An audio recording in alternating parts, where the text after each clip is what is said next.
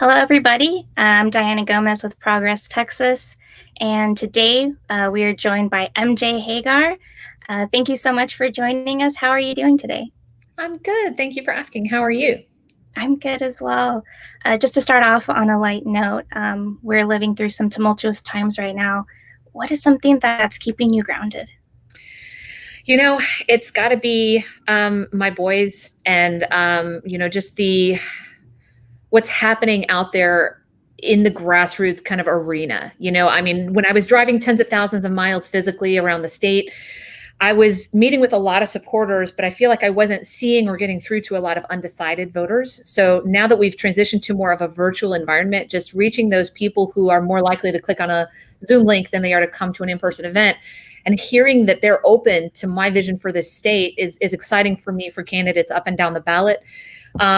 So I think that this time that we're in, a lot of the things we've been fighting for, like police and criminal justice reform and, an end to systemic racism, but also a healthcare environment that serves everybody.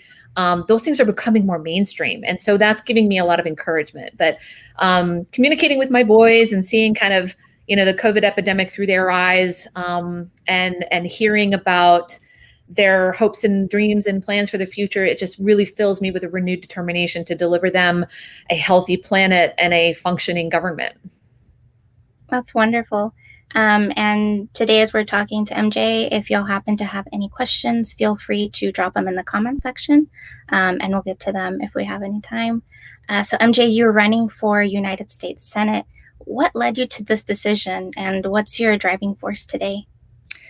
Yeah, it's I took an oath to support and defend the Constitution against all enemies, foreign and domestic, when I put on the uniform.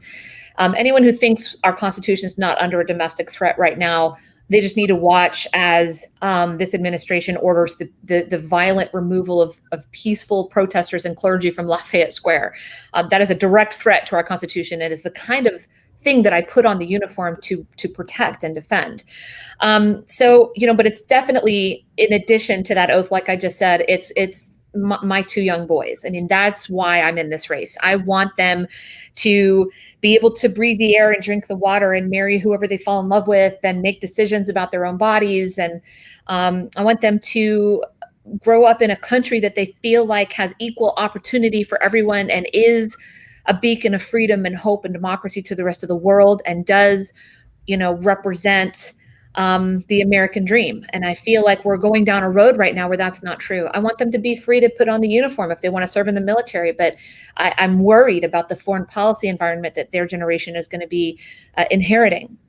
When I challenged the ground combat exclusion policy and took on the bureaucrats and the politicians like Jeff Sessions in DC, I realized that so much of the injustice and the things that are a domestic threat to our Constitution, like a lack of respect for the equal branches of government and the separation of powers and the checks and balances, I was there as a private citizen, and I was told that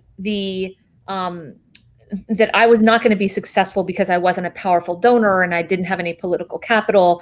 And after serving in uniform and bleeding on foreign soil for our Constitution, that was so just disgusting to me, and I knew that I was going to have to do something about it. So that's why I'm running. I think that we need more people like me who have experience serving their country, but also working in healthcare, have experience as a mom, and who understand the challenges of real everyday people. I've been laid off from a job. I've worried about where my healthcare is coming from. John Cornyn's on 3 taxpayer-funded pensions. He's not worried about protecting Social Security. He doesn't understand that our healthcare system is broken because he's not taking part in our healthcare system. He's never had to worry he'll be discriminated against for a pre-existing condition. We just need to get more regular people in office and vote out some of these career politicians if we're going to be able to see the actual reforms that we need. Definitely. And how has COVID-19 affected your campaign? Well, obviously, it turned us from traveling tens of thousands of miles to tens of thousands of virtual miles. And I do think that we are trying hard not to lose something from that. One of the things that we've been trying hard to focus on is staying hyper localized, like geographically hyper localized. It's so important that you're going into these communities and chatting with people and letting them frame the question based on how they're talking about it around their kitchen tables in their communities. Those conversations are very different in El Paso as they are from Houston, for example. So, we've moved to a virtual campaign, but other than logistically, I think one of the things that's changed is, like I said before, a lot of the things we've been fighting for are becoming mainstream. It's now not very difficult for me to try to explain to independent voters why it's in their best interest that their neighbors have access to healthcare, because we're in the middle of a pandemic. It's not that hard now to show people the cracks in the system of being an employer-provided healthcare system, not offering people a public option. My time as a search and rescue helicopter pilot prepared me to accomplish difficult missions despite the challenges, and we won't stop the hard work of earning as many Texans' votes as we can. Great. Shifting gears just a little bit to current events, aside from coronavirus, we witnessed the murder of George Floyd, who was a Houston native, at the hands of police in Minneapolis. And local Texas communities are now discussing how to end police violence. What changes and solutions do you support? How can we hold police accountable? Yeah, I have long since been a vocal advocate for Campaign Zero. Those are things like ending for-profit policing practices, ensuring that police departments are part of and representative of their communities, and that officers are working closely with community leaders and members and organizations. But I got to tell you, I am really filled with hope that our calls for reform will no longer fall on deaf ears like they have for so long. I think that this election in November is going to be our opportunity to be heard loud and clear. I am profoundly and deeply aware that I'm asking to represent Texans across the state who've been let down by a system and the people holding up that system that refuses to enact the reforms and take the action that could make a huge difference in our communities. But it's going to take more than legislative change like banning chokeholds.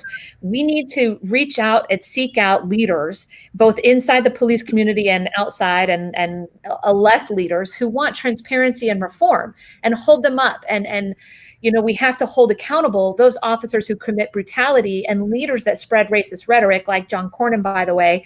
But we need to seek out those people that are reform-minded and support them. I think that the system right now punishes people who step forward and try to call out racism or brutality, and we need to be supporting the leaders that are reform-minded. I can tell you one thing I'm really disappointed in is in the calls to defund the police, John Cornyn just dismisses out of hand the concerns of his constituents as radical without actually going into these communities and talking to them about where this call is coming from. If we don't understand the root cause of it, we're not going to be able to fix it. We need to acknowledge that for too long, law enforcement has been trending in the wrong direction with a toxic culture that discourages people from within their ranks standing up and calling out brutality and racism. So I think that it's time for systemic reforms that can fix how we train law enforcement and improve their relationship with the public. I'd be remiss if I didn't mention that having served in the military, I can tell you that militarizing our law enforcement is wrong and is going in the wrong direction. We need to get people, if Cornyn wants to stop hearing people say defund the police, he needs to understand that some communities do not feel safe calling in cops. Like, we need to acknowledge that there will always be crime. There will always be violent crime. I believe we will always need an organization of people we can call on in that time. But we can't get there if we don't acknowledge that there are a lot of communities who don't feel like they have that now. So, it's a real place of privilege, I think, that Cornyn comes from when he dismisses these things out of hand and instead of going in and figuring out why they're happening. But militarizing our police is not good for civilians. It's not good for the police. When you militarize a police unit in training and equipment and send them off into the public is going to respond as if they are in a war. That's just human nature. You can't look across riot gear at somebody who's pointing tear gas at you and see them as a partner in keeping your community safe. So, I believe that we need to vote out people that are standing in the way of this reform, and that is people like John Cornyn. Definitely. And we're seeing a lot of protests right now in calling for this accountability. And we've seen protests in the past. In your opinion, how do these protests right now compare to those in the past? Well, I hope that they are. If I compare them to ones in the past, I think about the things that we've accomplished with protests in the past during the civil rights movement, and I'm hoping that they compare favorably to those, and that we're actually going to see action. Um, they may compare to those in the past, like I mentioned, that things seem to be going, the things we've been fighting for so long are going mainstream. I don't know that I've seen that in every time in our history that we've seen these types of protests. I'm excited to see that, because I think that that's a tipping point in the change management curve that we needed to get to. So I'm excited about that. I stand with protesters and try to amplify their voices as often as possible. Speaking of amplifying, if I can mention Javier Ambler's family here in my backyard in Williamson County. If you don't know who Javier Ambler is, please take a look at that, because I do feel like a lot of my constituents that I talk to on the campaign trail have not heard his name. And we have a problem right here in Williamson County. So trying to amplify stories and voices is something that somebody who has a platform absolutely has a responsibility to do. What I'm hoping for with this moment is that we pursue policing and criminal justice reform, but that we also take it further, because frankly, that's not going to be enough to do something about the systemic racism that this country has suffered from for centuries. We really need to start looking at the problems and disparities and discrimination in our economy, in housing, in employment, in access to small business capital, in healthcare disparities. And I know we've been fighting for these things for a long time, but we need to seize this moment that these things are becoming mainstream and actually, like I said, vote in people who are going to get this reform done. Definitely. And we have a quick audience question from Anna Zachary, I believe, who says police unions are also helping to not reform or defund the police. Suggestions. So, how do you feel about the role of police unions in this situation? Yeah, I think that is, we aren't going to see the reform that we need while we allow the police unions to have the power over contracts that they have now. And I do think that there are some people in police unions who are standing up and calling for reform, and I salute them. But the problem is that we do have police unions who think that their job is to stand up for any cop, no matter what, without acknowledging or understanding how when you stand up for a bad actor, you're spreading that person's actions among the entire force, and you're really pulling everybody down with that person, and you are not defending the community as a whole in your hope to defend that one individual.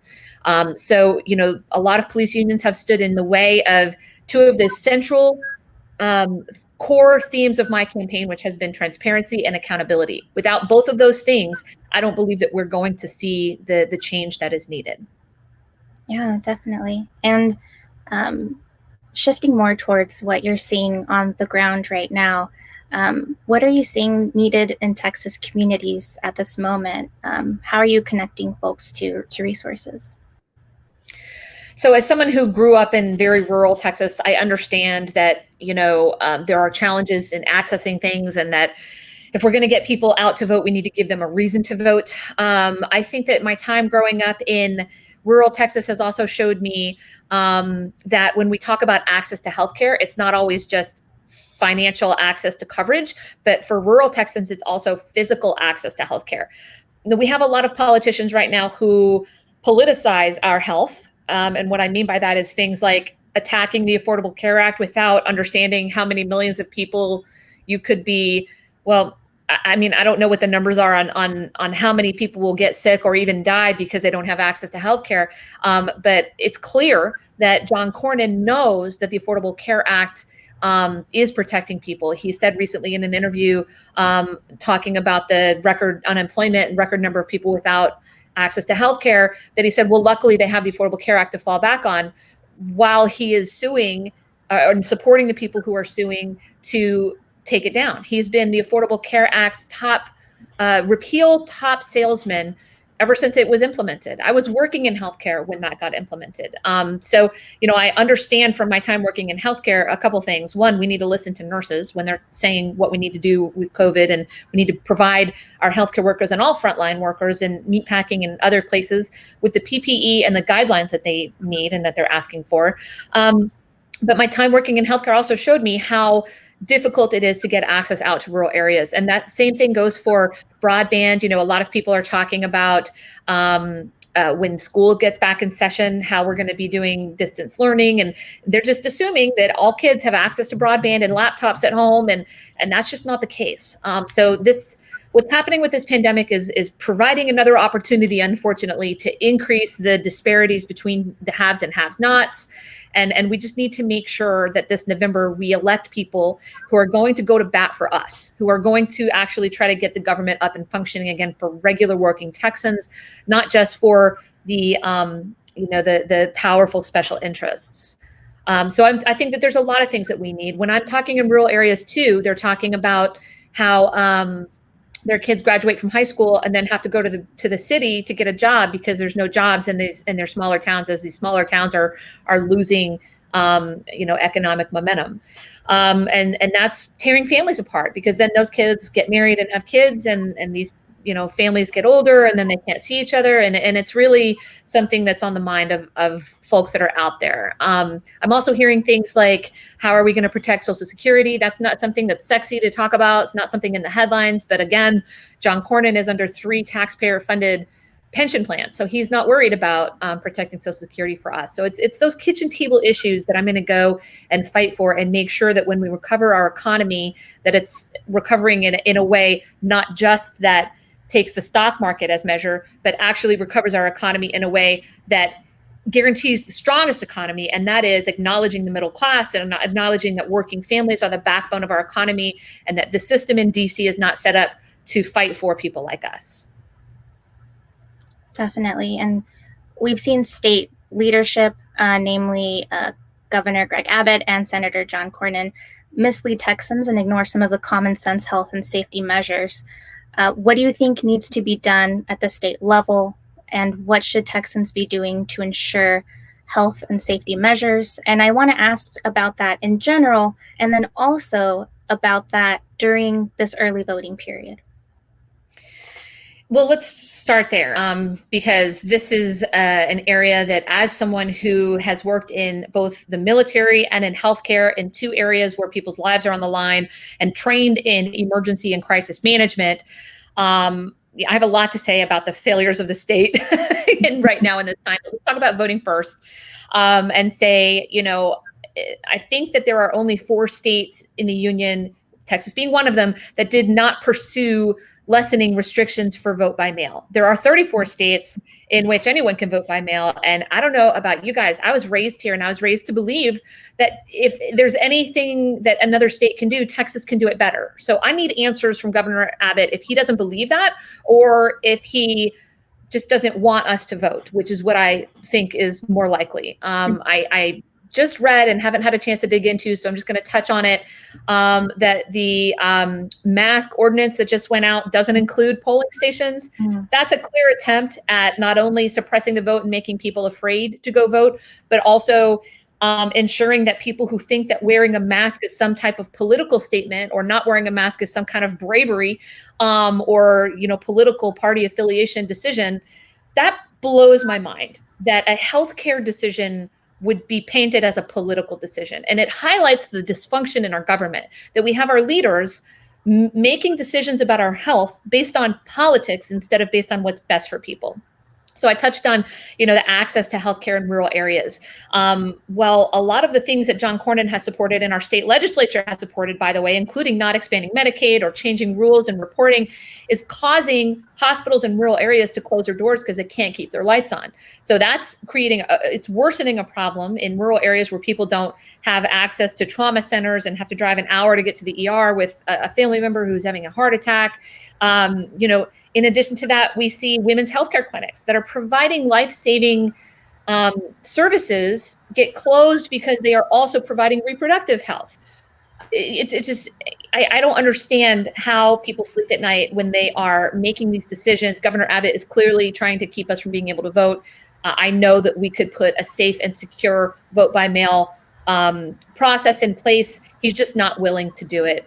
So as a crisis management, trained person, I have a problem hearing plans to reopen with no data and no decision making that's based in science and modeling and best practice. So in crisis management, to remove the human kind of aspect of it, you generally have rubrics that are like, okay, if the ICU beds get to this level or the infections get to this level or whatever, then this decision gets made. Or these actions immediately go into place. I'm not seeing that. I'm seeing a governor who is asking his party leadership, what's in our party's best interest for voting? What's in our party's best interest for when we open or close? And by the way, the whole conversation seems to be about open or close, wear mask or don't mask. Those things are important, but can we talk about testing, access to testing and contact tracing? Without those things, we are not going to be able to bounce back. When we're looking at failures right now and setting records right now, we should be looking at what actions we should have taken weeks ago, not talking about the actions we're taking now, because that's how long it takes for people to, realize that they have this disease. So we have people out there spreading this disease who don't even know it, in part because we just don't have access to affordable testing. Yeah, there's a lot that so much. And we have a quick audience question from Sean Martin. And this person's asking, what are your thoughts on the Trump administration removing non-discrimination protections for LGBTQ people when it comes to healthcare and health insurance?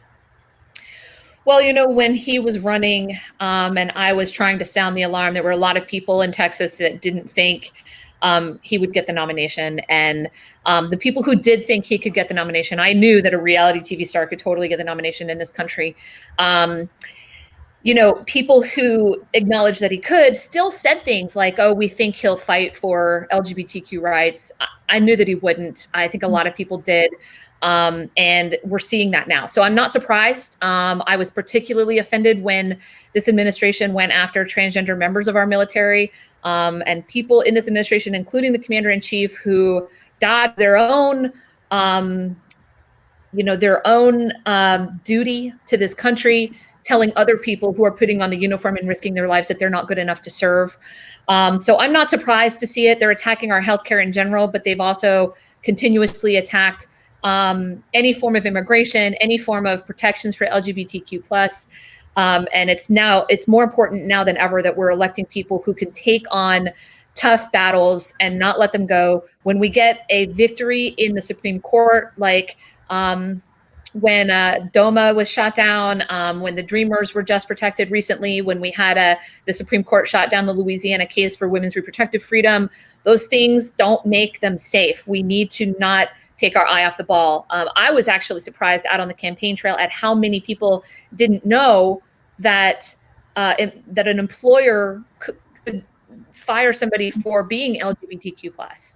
A lot of people thought that was illegal to discriminate against people that way. So really, it's just about educating the public, electing allies that have stood firm with the LGBTQ+ community, but also understand how to get shit done, frankly. Nice.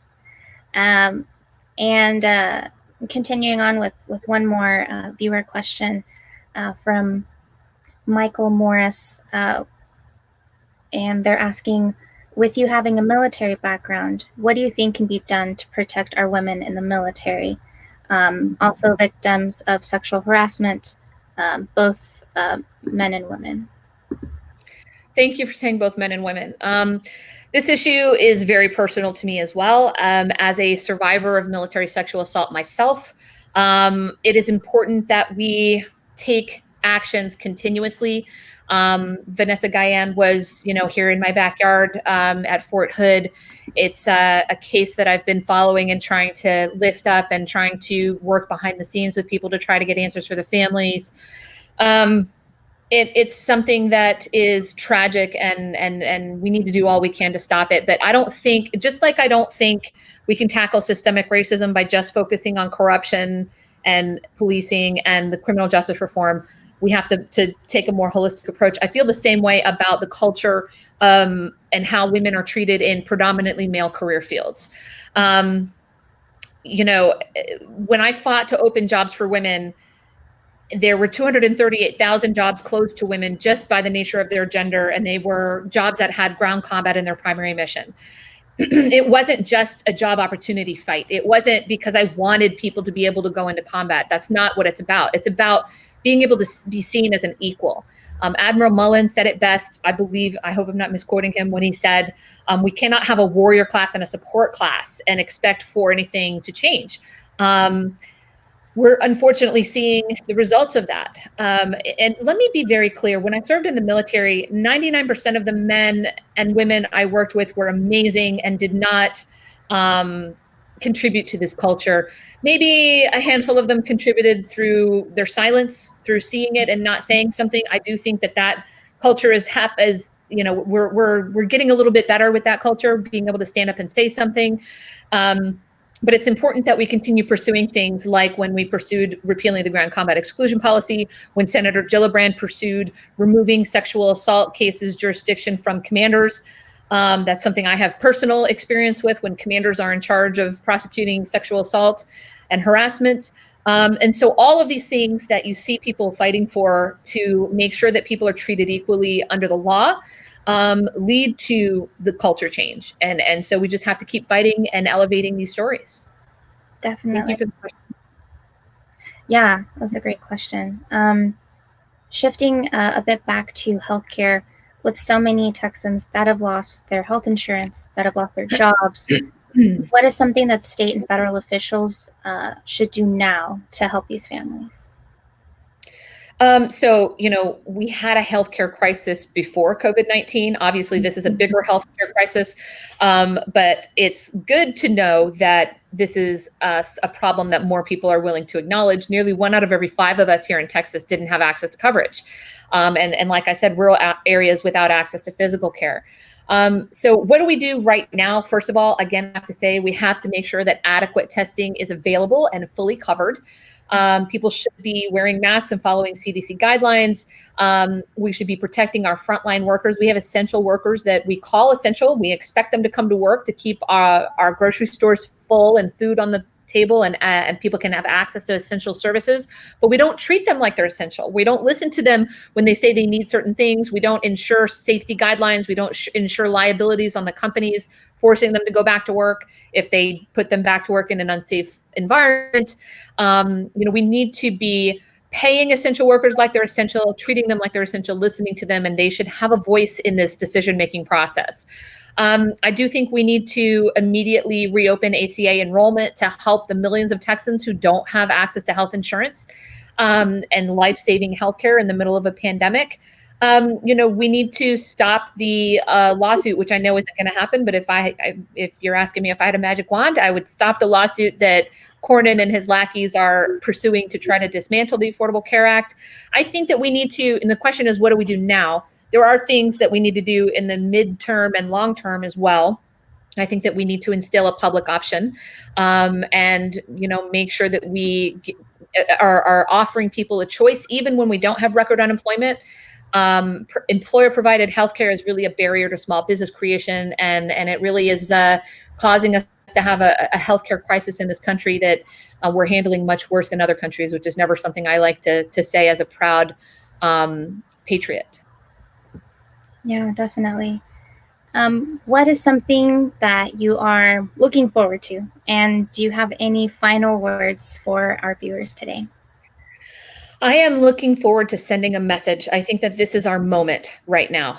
My boys watch me campaign. They tell me that they see me out there standing up to bullies, which I love to hear them say that. And that's true, but it's more than that. This moment right now is our chance to tell the world we are still the leaders of the free world. While they will, you know, allow us to carry that mantle as we, you know, break down our relationships and our influence around the world, it's important that we take that mantle back if we are going to ensure the democratic way of life. I think that we can take on tough problems like systemic racial injustice, not enough people with access to health care, a broken immigration system, a gun violence epidemic, a climate change crisis, and an economy that doesn't work for everyday Texans.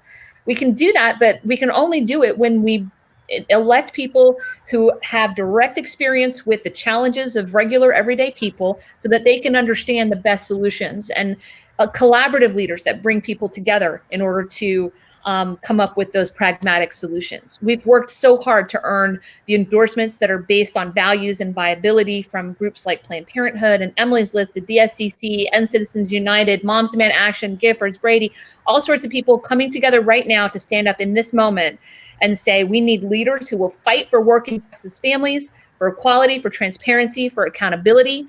Get out there and vote. The runoff is right now. That's July 14th, but early vote is right now. Get out there and vote in November. Vote like your kids' futures depend on it. And together we can get rid of any representative that is more DC than Texas. And that's John Cornyn. Definitely. MJ, thank you so much for your time. Really enjoyed this conversation, and I know our viewers did too, and they had some really great questions. Yeah. Thank you again, and I'm looking forward to seeing and hearing more from you in the future. Thank you so much. Stay safe out there. Take care.